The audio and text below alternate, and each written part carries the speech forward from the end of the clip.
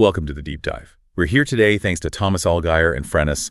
They've provided us with a really great set of the most relevant posts on LinkedIn about commercial fleets. These are from calendar weeks 30 and 31. And FMIS, if you don't know them, they're a B2B market research company. They help enterprises optimize campaigns with some deep account and executive insights, really going far beyond what standard AI can do.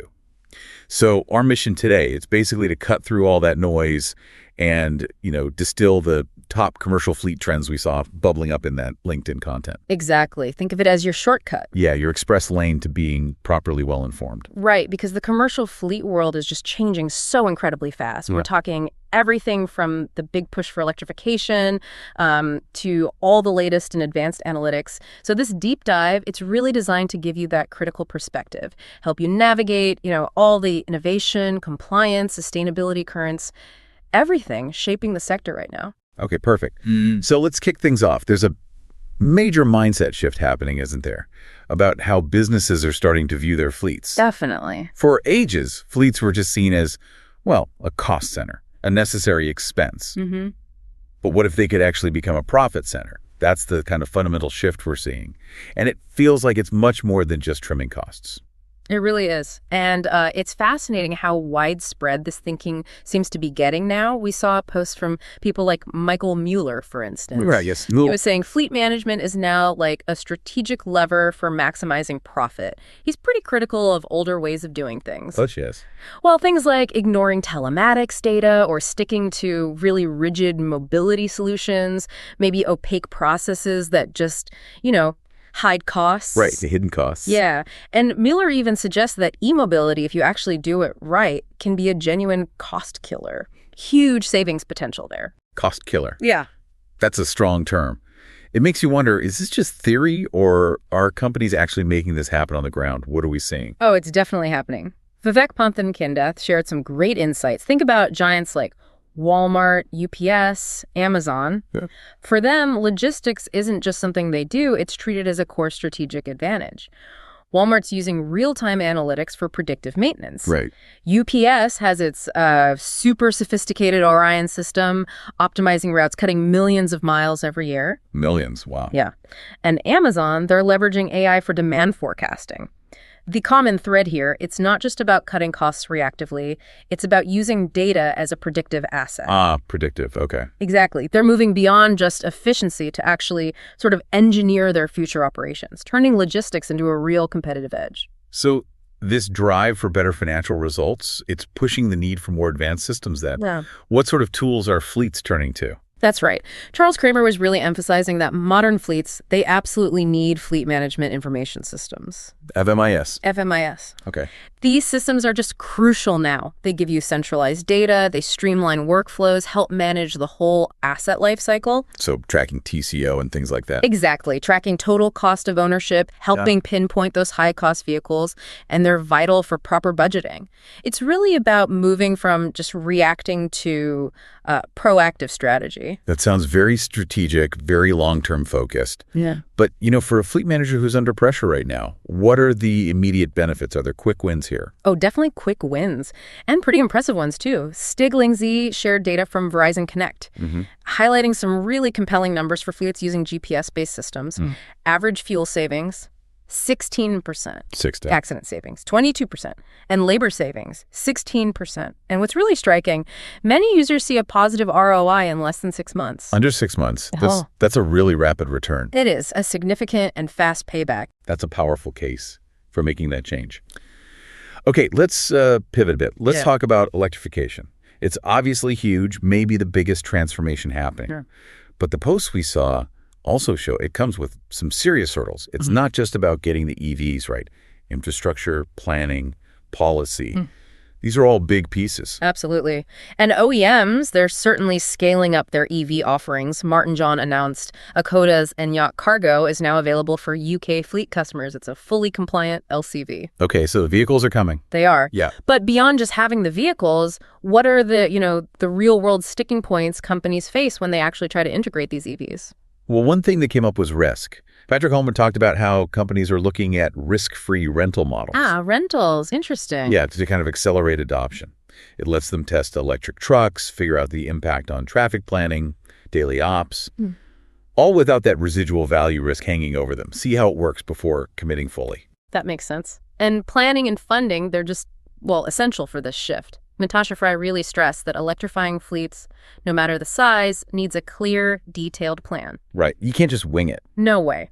You need to understand your current fleet, explore funding options, leasing, maybe newer things like infrastructure as a service, IS. IS, okay. And to help with that complex planning, Ryan Prazen shared news about JD Power and ZappyRide.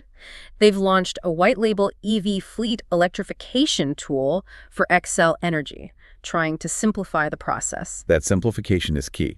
And then there's infrastructure. That seems to be a constant theme, a global challenge. Always. On the plus side, though, Mike Necrani noted the UK's depot charging scheme. That unlocks up to 75% funding for infrastructure if you're charging at a depot. 75%, that's substantial. Yeah, it's a huge incentive, especially for fleets with those centralized bases. But even with incentives, grid constraints are still a major roadblock. We did see some cool solutions, though. Finn Wilson posted about Prologis. What did they do? They actually tackled power bottlenecks by building a microgrid-powered EV hub. Built one of North America's largest heavy-duty EV charging hubs in just 5 months. Wow, 5 months. Using a microgrid. Yeah, it shows how innovative energy solutions can work around supply issues. And Andy Bennett detailed Shell and Drives working together on software orchestration for smart charging. That's vital for managing energy demand efficiently, especially at scale. But policy isn't always helpful, is it? Yeah. There was some less positive news, too. Yeah. Arthur Halsall reported on a UK council, Kenton County Council, that actually withdrew its EV fleet strategy. Really? Why? Well, he argues they overlooked the long-term cost savings and the sustainability benefits, especially, as we just said, with significant government grants available for depot charging in the UK. Huh. That really highlights that tension, doesn't it? Short-term cost concerns versus long-term strategic value with electrification. Exactly. And it's not just a UK thing. Alejandro Hernandez pointed out that municipal fleets, decentralized ones, they face unique problems. Like vehicles scattered everywhere. Right. Vehicles spread across departments. No consistent charging setup. But companies like Curo are apparently offering solutions, like optimizing existing garages and lots. Okay, practical solutions. And Ryan Pritchard highlighted a partnership between HAED and CalSTART. They're focused on aligning clean transport with economic incentives, giving real-time access to funding like California's HVIP program. HVIP. That's a big one in California. Yeah, the Voucher Incentive Project. Try to connect the dots between policy and practical funding. So looking globally, what's the bigger policy picture? Well, Yona Freemark shared data suggesting the U.S. is maybe lagging a bit behind Europe and China on the EV transition front currently. Oh, interesting. Any reasons given? He put it down to a mix of policy shifts, carmaker actions, and tariffs. Meanwhile, over in the EU, Chris Herron was calling for ambitious but balanced regulations, binding targets to speed up zero-emission fleet adoption. Binding targets. But also making sure there's enough market support to actually make it happen. It's clearly a really dynamic, sometimes conflicting picture across the globe. And the pace of change is critical here. Thomas Fabian reported pretty slow uptake for zero-emission vehicles in Europe's commercial sector. Battery electric trucks. Only about 3.6% market share. Only 3.6%. That's way off the 2030 targets, right? Miles off the 1 in 3 target for 2030. And David Wilson added that progress on net zero heavy goods vehicles, HGVs, by 2035 is slow. Main reasons: high costs, limited infrastructure. So what's the solution then? Well, he suggests transitional fuels like biomethane or renewable diesel might be needed. And Nafis Vogel argued for, a more realistic approach overall, acknowledging the challenges, infrastructure, cost, operational fit, and suggesting we shouldn't just skip over hybrid and plug-in hybrid tech. Right, not jumping straight to full electric if the conditions aren't right. It's a transition, not just flipping a switch. Exactly. It's a complex journey. That's a really good point about the realistic approach. Okay, let's shift gears again. Let's talk about the tech that's really powering up fleet operations now. Advanced analytics, AI, connectivity. Yeah. It feels like this is fundamentally changing how fleets are managed day to day. Oh, absolutely. Vola V emphasized that modern fleet ops are way beyond just tracking where a vehicle is. Right, it's not just dots on a map anymore. Not at all. Now we're talking predictive maintenance, real-time GPS intelligence, really data-driven route optimization. The shift is from where is it to what's going to happen next and how can we optimize for that. It's profound. And this data It's not just about being more efficient, is it? It's about avoiding real costs, sometimes hidden ones. Definitely. Lay and Hansen gave some great examples. Inadequate work truck specs. Like what? Like using manual tarps when you need automatic ones, or putting gas engines in heavy chassis that really need diesel. These kinds of mismatches lead to massive long-term budget waste. Tens of thousands per truck, per year sometimes. His message was crystal clear. Spec it right or pay twice. Yeah. That's a direct hit to the bottom line from not using data smartly in procurement. Spec it right or pay twice. I like that. And it's not just about the money or the specs. It's about the drivers, too, isn't it? Safety and protection. Yes, very much so. Sabrina Baker-Cox shared some really compelling stories, anecdotes about how telematics and cameras actually protected drivers. Protected them from what? From false accusations, fraudulent claims after incidents. It just underscores how this tech can genuinely be for the driver, providing hard evidence when things get difficult. Gives them peace of mind, too. That's a great angle. Now, something that sounds almost futuristic, agentic AI. I saw Dr. Michael Seuss talking about this. What is it exactly, and how close is it to really changing fleet management? Agentic AI. Yeah. Yeah, it's exciting stuff. Dr. Seuss introduced it as AI that doesn't just process data, it can actually act autonomously based on that data. Act on its own. Like how? Imagine having personal AI coaches for drivers, providing real-time feedback, or systems automatically searching for the best freight opportunities, or predicting maintenance issues way before they cause a breakdown. The economic impact could be huge. Game-changing, potentially. But Seuss also raised some really important flags. Critical questions around data privacy, security, liability, who's responsible if the AI makes a mistake, and the risk of AI hallucinations. AI hallucinations, meaning the AI gets things wrong. Yeah, basically generating incorrect or misleading information. These are serious hurdles we need to figure out. Absolutely crucial consideration. So, okay, maybe agentic AI is still a bit down the road. What about practical AI tools that are making a difference right now in transport management? Oh, there are plenty already in use. Youngji Chen reinforced that. Things like advanced route optimization, text recognition for paperwork. These are already boosting efficiency, cutting costs, improving decisions today. So existing tools getting smarter. Right. Chen mentioned Flevo's role in connecting data that used to be stuck in silos, getting a more complete picture. And Farhat Babakan shared that Blue Dot's newest version, 3.0, is built on AI. What does it do? It gives real-time visibility across different charging types, has an in-house AI route planner, workflow automation, apparently saving customers significant operational hours, plus cutting fuel and labor costs. It sounds like these platforms are getting incredibly good at pulling all this different data together. How do they get that really deep vehicle-specific insight? Well, we're seeing platforms emerge that plug directly into the vehicle's own computer systems. The ECU, the CAN-BUS. Ah, the vehicle's brain. Pretty much. Fatima Jamali discussed Dolphin's ECU data intelligence platform. It connects right into the CAN-BUS. Exactly. These give super granular, structured data way beyond just location. It enables smart recommendations, early alerts based on what the vehicle itself is actually reporting. That's deep integration. So wrapping up this tech theme, it feels like comprehensive, all-in-one solutions are becoming the way forward. It seems that way. David Fish outlined Ford Pro's approach, a whole arsenal of tools. Telematics, dash cams, charging hardware, software services, all supported by a dedicated team. That integrated package is definitely a trend. Yeah. And Juro-K even put together a list of 20 essential tools for fleet managers heading into 2025, covered everything from digital permit books to AI dash cams, compliance automation.